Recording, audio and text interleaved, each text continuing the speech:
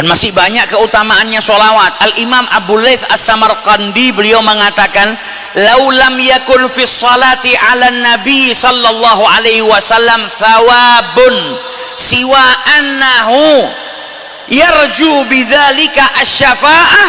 Andai saja bersolawat kepada Nabi Muhammad itu nggak ada pahalanya. Andai saja dalam solawat itu nggak ada pahalanya, tapi orang yang bersolawat itu berharap kelak dengan solawatnya dia mendapatkan syafaat dari Nabi Muhammad. Maka sudah seharusnya bagi orang yang berakal sehat tidak meninggalkan solawat, karena setiap dari kita berharap kelak di hari kiamat dapat syafaat dari Nabi Muhammad. Kalau dengan bersolawat kita berharap dapat syafaat dari beliau, jangan ditinggalkan. Belum lagi ternyata selain kita berharap dapat syafaat, ternyata banyak sekali keutamaan, fadilah, pahala bagi mereka yang bersolawat kepada Nabi Muhammad SAW. Nabi itu sampai pernah datang kepada sahabatnya suatu hari dalam keadaan wajahnya itu bahagia, gembira. Nampak kegembiraan di wajah beliau. Sahabat penasaran, tanya sama Nabi Muhammad. Apa jawab Nabi Muhammad? Jibril datang kepada saya bawa kabar dari Allah.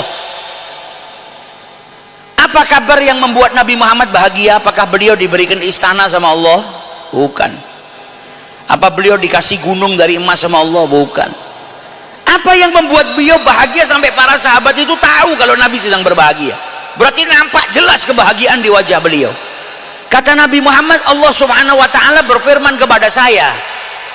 Apa firmannya? Ama tardha ya Muhammad? Apakah engkau tidak ridha wahai Muhammad?